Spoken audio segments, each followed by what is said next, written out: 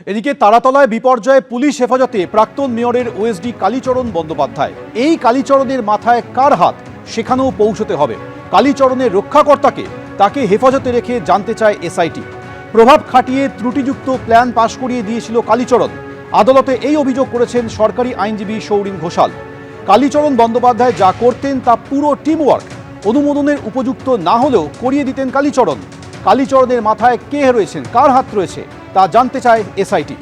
4 জুলাই পর্যন্ত কালীচরণ বন্দ্যোপাধ্যায়ের পুলিশ হেফাজত হয়েছে। কলকাতা পুরসভায় কিভাবে চলতো কালীচরণের মডিউল, কালীচরণের পিছনে ছিলেন কারা, এসআইটি তা জানতে চায়। আমরা যেটা বললাম যে এই লাইসেন্সটা প্রকিওর করতে কালীচরণ ডাইরেক্টলি ইনভলভ ছিলেন, উনি বের করেছেন। এরকম ঘটনা আরও উনি ঘটিয়েছেন এবং সেটাই আমরা কোর্টকে বলেছি যে ওনার মাথায় কে ছিলেন, কালী যে তার রক্ষাকর্তা কে, কালীর মাথায় কার হাত ছিল, এইটা আমরা কোর্টকে বলেছি।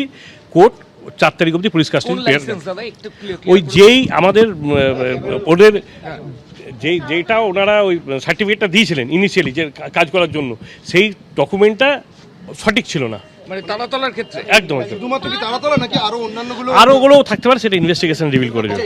মানে আপনারা কোর্টে বললেন যে কালীচরণ একটা টিম ওয়ার্ক করতো, মানে কি আমরা বলেছি একটা টিম ওয়ার্ক ছিল। সেই টিম ওয়ার্কে কালীচরণ যেমন আছে, এরকম বহু লোক আছে যারা এই ডকুমেন্টসগুলো বানিয়ে ওনাদেরকে দেয়। মানে তাকে সেখানে দেখা যাচ্ছে এনকোয়ারি করলে সেরকম কোনো উনি কাজের লাইসেন্স উনি পাবেন না, সেই জিনিসগুলো উনি তৈরি করে দিয়েছিলেন এবং সেটা যদি না হতো তাহলে এই ঘটনাটা হয়তো ঘটতো না।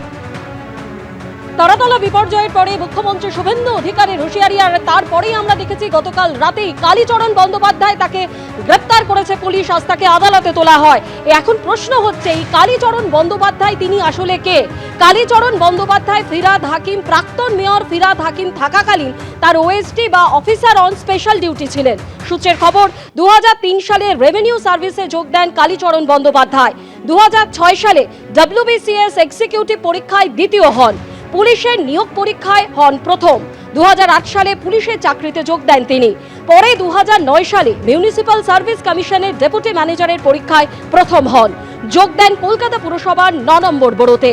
সেই সময় ওই বোরোর চেয়ারম্যান ছিলেন ফিরহাদ হাকিম। পুরসভা সূত্রে খবর, ফিরহাদ হাকিম মেয়র হবার পর ওএসডি হিসাবে তার সব কাজ সামলাতেন কালীচরণ বন্দ্যোপাধ্যায়। তার হাতে ছিল প্রচুর ক্ষমতা। মেয়রের কাছে পৌঁছতে গেলে কালীবাবু হয়ে যেতে হতো সবাইকে। কালীচরণ বাবু, যিনি ওএসডি টু অনারেবল মিনিস্টার ছিলেন, এক্স মিনিস্টার ফিরহাদ হাকিম এবং মেয়র, তাকে করা হয়েছে, কালকে ধরা হয়েছে এবং সিট গঠন হয়েছে। এই সিটটা ওই আগেকার সরকারের সিট নয় যে সিট গঠন হলো আর কোনোদিন সিটের কি রেজাল্ট হলো সেটাও কোনোদিন বাংলার মানুষ জানেনি আর কোনো বিচারও হয়নি। এটা কিন্তু সেই সিট নয়, এটা কিন্তু কাজ করার মতো সিট এবং আপনারা দেখতেও পাবেন যে কি হচ্ছে। আপনাকে আমি সংখ্যাটা দিচ্ছি। ডেড হচ্ছে 15, ইনজিওর্ড হচ্ছে 18 এখনো অবধি। Total person ব্রট 33। বলছি কালীচরণ বাবু, এনার তো ভূমিকা দেখা যাচ্ছে কলকাতা কর্পোরেশনে এই যে প্ল্যান পাস, এই যে ইলিগাল কনস্ট্রাকশন, এই যে সবকিছু উনি নাকি শেষ কথা ছিলেন। মানে উনি ওএসডি ছিলেন কিন্তু ওনার কথাটাই শেষ কথা ছিল। কিন্তু আমার বিষয় হচ্ছে যে যদি কালীচরণ বাবু, আমি শুনলাম তিনি নাকি একজন WBCS অফিসার, তিনি চাকরি ছেড়ে দিয়ে ওনার ওএসডি হয়েছিলেন, তাকে যদি ধরা হয় তাহলে আজকে যে মন্ত্রী, যে দায়িত্বপ্রাপ্ত মন্ত্রী ছিলেন, যার সই ছিল, তাকে কেন ধরা হবে না? তাকে কেন ছাড় দেওয়া হবে?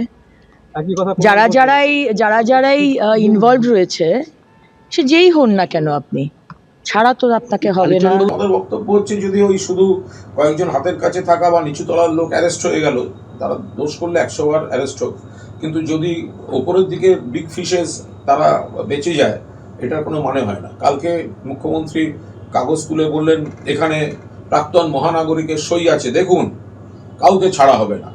এখন এই সই ব্যাপারটা কি? যদি প্রাক্তন মহানাগরিক মানে ফিরহাদ হাকিমের সইটা অন্যায় হয়, তাহলে অবিলম্বে ফিরহাদ হাকিমকে অ্যারেস্ট করা উচিত।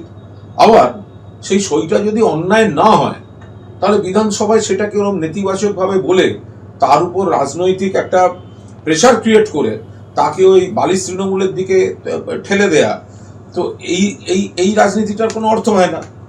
যদি সই করার মধ্যে অপরাধ থাকে বা অপরাধটা পৃষ্ঠপোষকতা করার কোনো রকম প্রবণতা থাকে বলে আপনাদের কাছে প্রমাণ থাকে, আপনারা ফিরহাদ হাকিমকে অ্যারেস্ট করুন।